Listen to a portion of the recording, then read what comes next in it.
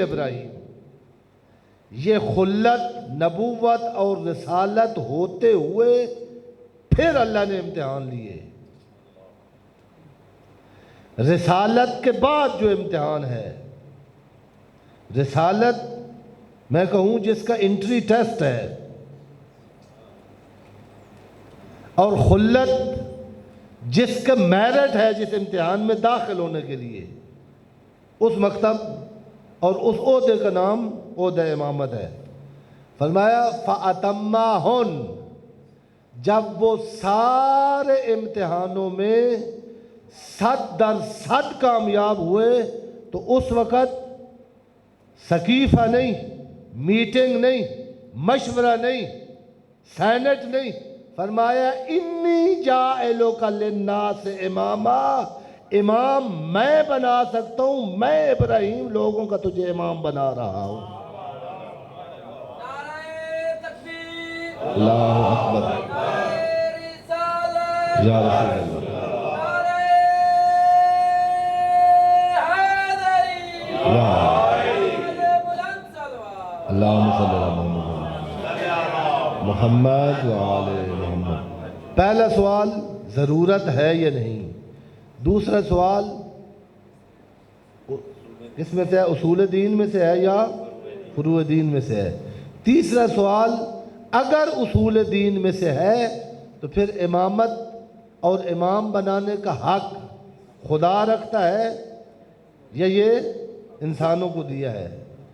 چوتھا سوال اگر خدا نے بنانا ہے امام تو اس کا کوئی معیار، کوئی میزان، کوئی ملاک ہے یا نہیں ہے؟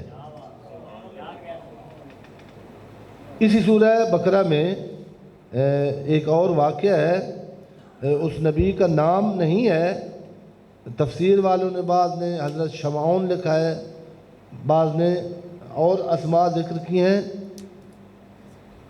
قرآن کے الفاظ یہ ہیں کہ اذ قالا، قوم نے اپنے نبی کو کہا کہ اجعل لنا ملکن نقاتل فی سبیل اللہ۔ ایک قوم تھی جس پر لوگ آ کے حملہ کرتے تھے، ان کے مال لوٹ لیتے تھے، ان کی ناموس محفوظ نہیں تھی، ان کی کوئی چیز محفوظ نہیں تھی۔ انہوں نے اپنے نبی کو، بعض نے شمائل ان کا نام لکھا ہے، بعض نے شمعون لکھا ہے، بعض نے کچھ اور لکھا ہے، اس نبی کے پاس آ کے کہا کہ ہمارے لیے ایک ملک بنا، ایک بادشاہ بنا، ایک کمانڈر ان چیف ہونا چاہیے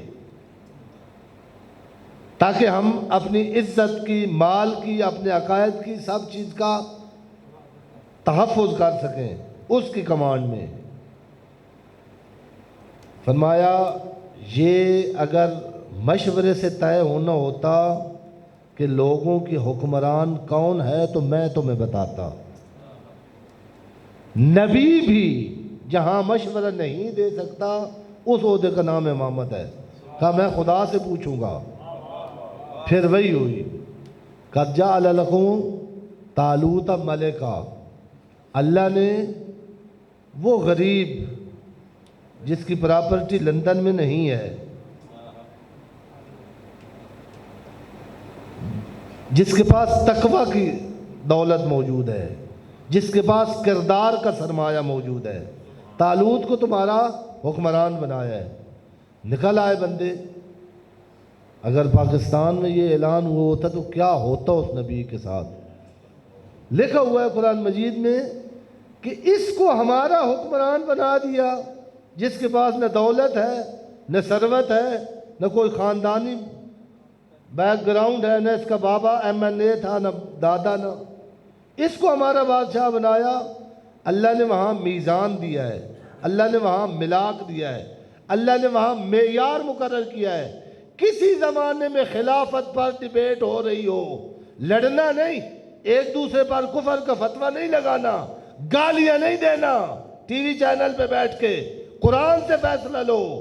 اگر قرآن میں یہ مسئلہ نہ ہو پھر تم اپنی منہ جغافیاں کرو۔ قرآن کہہ رہا ہے ان اللہ اصطفیٰ وزادہ، اللہ نے اس کو مصطفیٰ کیا ہے اور تم میں سے چنا ہے، تم میں سے کسی پر اس کی نظر نہیں پڑی، نہ امیروں پر، نہ دولت مندوں پر، نہ ڈگریوں والوں پر، بلکہ اللہ نے طالوت کو اس لیے چنا ہے، ایک بہادر زیادہ ہے، ایک عالم زیادہ ہے۔ اس کے نزدیک اگر معیار حکومت ہے تو یا علم ہے یا شجاعت ہے۔ یہاں اب فیصلہ ہو جائے گا کہ آپ اسلام کی تاریخ پڑھ لیں، غزوہ بدر سے شروع کر دیں، جو شجاع نظر آئے اس کو پیغمبر کا خلیفہ مان لیں۔ اور دوسری طرف علم ہے اگر، تو پھر تاریخ میں چلے جاؤ اور ڈھونڈو کسی نے یہ کہا ہو کہ اب میرے لیے ایک مسند بچھا دی جائے اور اہل تورات سے سوال کریں، اہل زبور سے سوال کریں، انجیل والے انجیل سے آگے پوچھیں، قرآن والے قرآن کا مسئلہ پوچھیں، میں ہر کتاب والے کو اس کی کتاب کے مطابق جواب دوں تو میں حجت خدا ہوں۔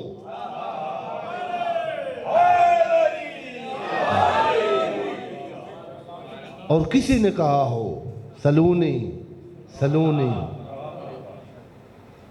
قبل ان تفقدونی، سوال کر لو، اور جس کے بارے میں جو منبر پر بیٹھے ہوئے ہیں جب بھی علمی مشکل پیدا ہو تو جس دروازے پر چل کے جائیں اس کو اللہ امام کہتا ہے۔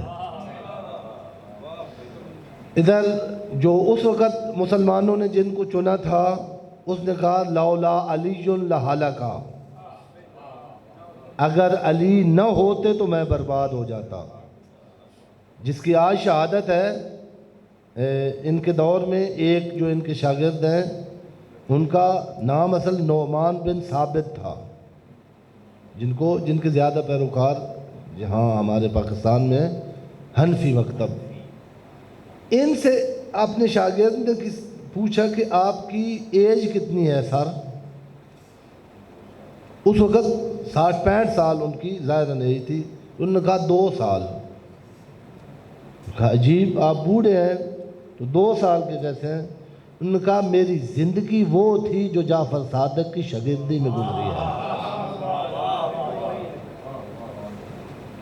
لولا سنتان لہلک النعمان، اگر وہ 2 سال نہ ہوتے تو نعمان بن ثابت ہلاک ہو گیا ہوتا۔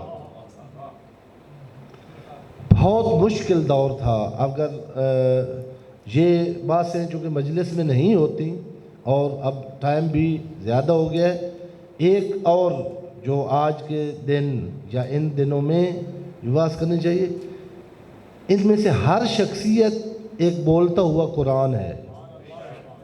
اور میں نے پہلے جتنی مناسبت بعد مجلس پڑھی ہے یہ مقدمہ بیان کیا کہ جس طرح قرآن مجید کا کوئی صفحہ، کوئی رکوع، کوئی سورت، کوئی آیت ایسی نہیں ہے جس میں ہمارے کسی مسئلے کا حل موجود نہ ہو۔ اس طرح ہو ہی نہیں سکتا کہ امام کی سیرت کا کوئی ایک منٹ ایسا ہو جس میں ہماری کسی مشکل کشائی موجود نہ ہو۔ اب تو کتابیں آ گئی ہیں اس موضوع پر، وہ شاید کتاب اردو میں بھی ترجمہ ہو گئی، ائمہ کی سیاسی زندگی۔ ایک رہبر معظم کی کتاب ہے، 250 کیا اس کا نام ہے، یہ اس کو اب اردو میں ترجمہ ہو گیا، جو جوان بچے بیٹھے ہیں اس کو پڑھیں۔ اس پر وہ اس نظریے سے لکھی گئی ہے کہ ان کی زندگی سے ہم نے آج اپنی مشکلات کا حل کیسے لینا ہے۔ جو آج ہماری مشکلات ہیں وہ اس وقت موجود تھیں۔ جو دور تھا امام کا ہم تصور نہیں کر سکتے۔ واقعہ کربلا کے بعد خصوصاً سید الساجدین کے دور میں الاؤ نہیں تھا کوئی بندہ امام کے بارگاہ میں جا کر مسئلہ پوچھے۔ فائلیں بنتی تھیں کہ فلاں شخص امام کے گھر میں جا کر واپس آیا ہے۔ میں بی بی کے حرم میں بیٹھا تھا اور وہاں بی بی فاطمہ معصومہ صلوات اللہ علیہا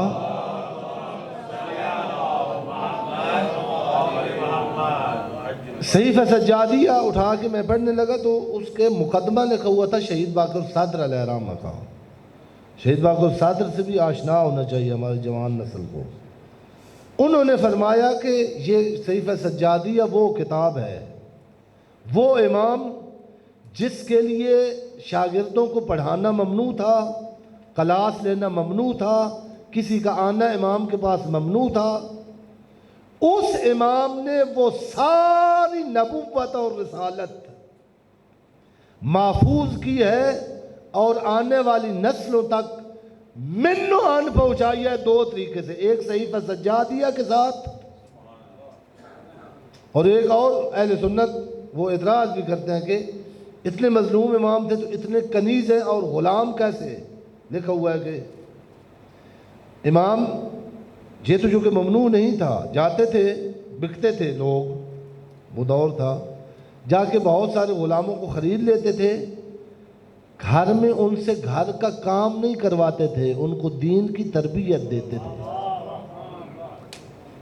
اور جب عید آتی تھی روایات میں ہے کہ امام سب کو بلا کر کہتے تھے اگر تم سے کوئی میرے حق میں خطا اور گستاخی ہوئی ہے تو میں نے تمہیں معاف کیا، مجھ سے اگر تمہاری خدمت میں کوئی کوتاہی ہوئی ہوگی تم معاف کرنا۔ اور پھر کہتے تھے اللہ کی راہ میں آزاد ہو جاؤ، جس جس علاقے میں جاؤ، جس جس گھر میں جاؤ۔ یہ مکتب ہم تک اس طرح پہنچا ہے۔ اس دور کے بعد خود بن امیہ میں ایک جو جس کا نام سنا ہوا ہے آپ نے، عمر ابن عبد العزیز، یہ بھی کوئی ابتدا میں کوئی نیک اور اس طرح کا اہل بیت کا پیروکار یا خیال کرنے والا نہیں تھا، اس طرح جیسے بنو امیہ کے حکمران تھے اس طرح تھا۔ خود اس کی ہسٹری میں لکھا ہوا ہے کہ یہ وہ دور تھا جب نماز جمعہ میں امام المتقین پر سب و شتم کرنا امام جمعہ پر واجب تھا، وہ امام جمعہ بن نہیں سکتا تھا جو یہ کام نہیں کرتا تھا۔ وہ کہتے تھے میرا بچپن تھا، میرا باپ عبدالعزیز وہ مدینہ کا امام جمعہ تھا، تو میں جاتا تھا نماز میں دیکھتا تھا کہ وہ ویسے بڑا فصیح اور بلیغ تھا، بڑی فصاحت اور بلاغت کے ساتھ خطبہ دیتا تھا، لیکن جب اس مرحلے پر پہنچتا تھا جہاں یہ جنایت کرنی ہوتی تھی، میں ایسے سمجھتا تھا کہ میرے جو باپ ہے اس کی زبان گونگی ہو گئی ہے، لڑکھڑا جاتا تھا، لرز جاتا تھا۔ کئی دفعہ میں نے محسوس کیا کہ اس سے توہین بھی ہوتی ہے خطیب کی کہ زبان لڑکھڑا رہی ہو۔ گھر آ کے میں نے پوچھا کہ بابا کیا بات ہے، آپ تو بڑی فصاحت اور بلاغت کے مالک ہیں، یہاں جب پہنچتے ہیں تو آپ کی زبان لڑکھڑا جاتی ہے۔ یہ خود عمر ابن عبدالعزیز کہتا ہے کہ میرے بابا نے ایسی ٹھنڈی آہ بھری اور کہا میں مجبور ہوں اس شخص پر سب و شتم کرنے کے جو ذو فضائل نہیں بلکہ خود فضائل ہے۔ اس دور میں تھوڑی سی گنجائش پیدا ہوئی امام باقر علیہ السلام کے لیے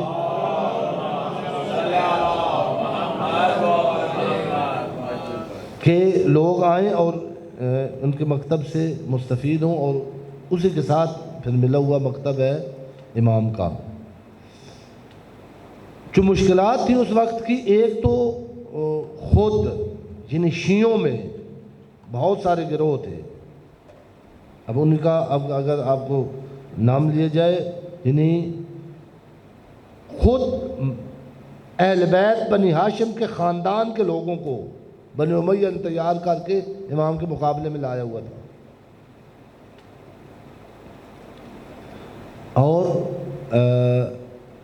ہر محاذ پر آدمی صرف تاریخ پڑھے نا، سوچ رک جاتی ہے کہ ایک امام جس کے پاس کوئی نہ فوج ہے نہ اسلحہ ہے، نہ پیروکار ہے۔ یہ جو 4000 آپ شاگرد سنتے ہیں یہ پڑھتے تھے آ کے، لیکن ان میں سے جہاد کے لیے امام کے ساتھ کوئی بھی نہیں تھا۔ آتے تھے اپنا اپنا مسئلہ حل کر کے جاتے تھے علم کی روشنی سے فیضیاب ہو کے۔ امام نے شکوہ بھی کیا ہے کہ ایک ریوڑ کھلا تھا جو زیادہ یہ آپ کے صحابہ میں سے بعض کہتے تھے کہ آپ کیوں نہیں قیام کرتے، اتنے آپ کے شاگرد ہیں، اتنے آپ کے فالور ہیں، اتنے آپ کے قائلین ہیں۔ امام نے کہا یہ بکریاں گنو، جتنی ان بکریوں کی تعداد ہے اتنے بھی میرے ساتھ قیام کرنے کے لیے تیار نہیں ہے۔ اس کٹھن دور میں ایک پل صراط تھی امام کا جو زمانہ تھا، اس میں پوری کمال کے ساتھ اور پورے اتمام کے ساتھ اور پورے من و ان پورا قرآن اور مکتب اہل بیت جس امام نے ہم تک پہنچایا ہے اس محسن کا نام جعفر صادق ہے۔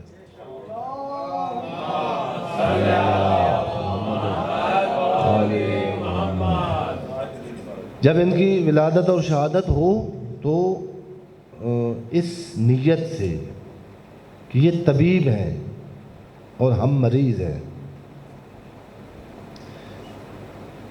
ان کی سیرت کی ایک ایک صفحہ، قرآن مجید کی ایک ایک سورت،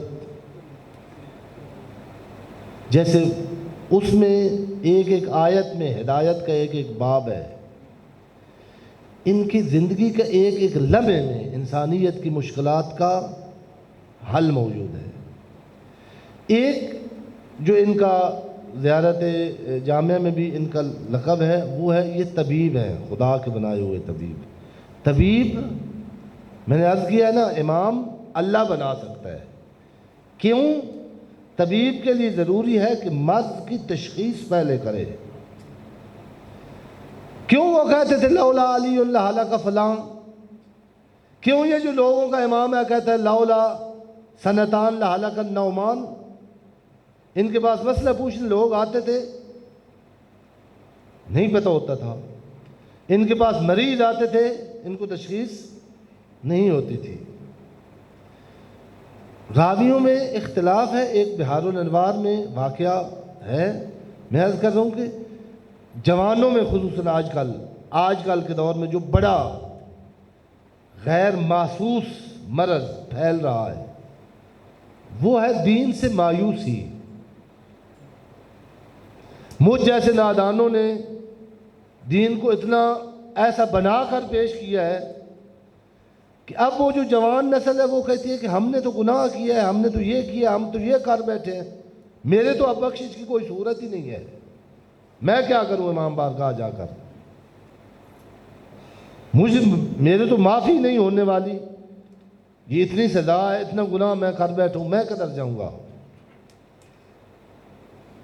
یہ مجلسیں اس طبیب کی مجلسیں، آگے محرم آ رہا ہے،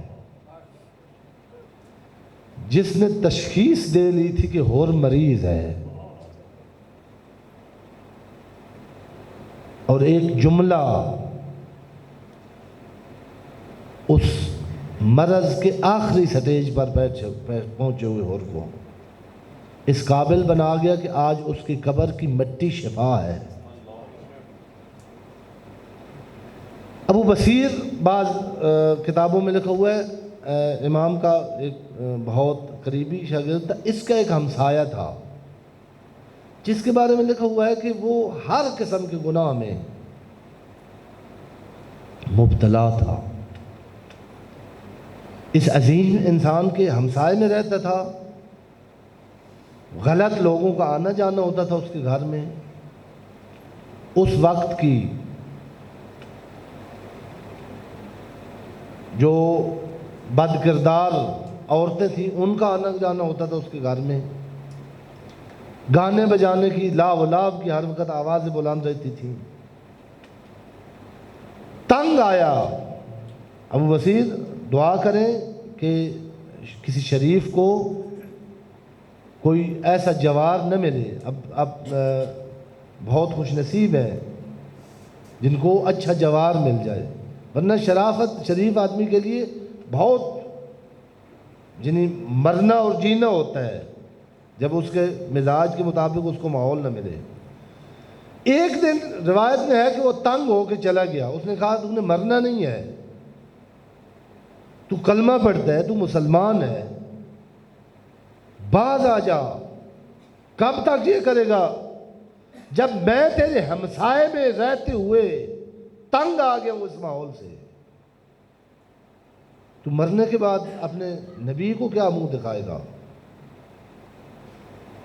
روایت میں اس طرح لکھا ہوا ہے کہ اس نے ایک جواب دیا ابو بصیر سے، جس سے ابو بصیر کا امام کا شاگرد تھا، بہت بڑا عالم تھا، لیکن اس کا جواب بند ہو گیا۔ اس نے کہا ابو بصیر میں اتنا جنایت کار ہوں، میں نے وہ گناہ کیے ہیں زندگی میں نے لوگوں کو اتنا لوٹا ہے کہ اب میں اللہ کی رحمت سے مایوس ہوں، مجھے اپنے بخش جانے کی کوئی امید نظر نہیں آتی، لہذا یہ جو میں نے ماحول بنایا ہوا ہے کہ 4 دن جو ہے یہ گزر جائیں، مرنے کے بعد تو میں نے معذب ہونا ہی ہے۔ امام کے شاگرد ایسے ہوتے ہیں، مجالس سننے والے ایسے ہوتے ہیں۔ یہ ابو بصیر یہ دکھ اور درد لے کے وہاں سے چلا اور امام کی خدمت میں گیا۔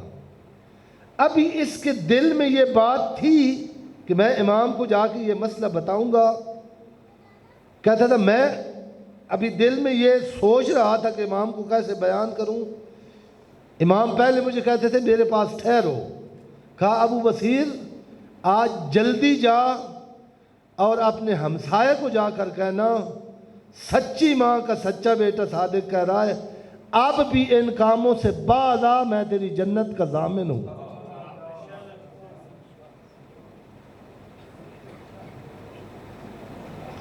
آج اس کی مجلس میں آپ آئے بیٹھے، ان کا بیٹا ہمارے ساتھ میں امام ایک جملہ کہا تھا، ایک دروازے سے گزرے تھے جہاں ایسی محفل تھی، اور کہا تھا اگر یہ غلام کا اور بندے کا گھر ہوتا تو یہ آواز نہ آ رہی ہوتی۔ یہ جملہ اتنا اثر کر گیا اس میں۔ اس کے بارے میں آیت اللہ مظاہری کا جملہ ہے، وہ جایا اس نے اپنے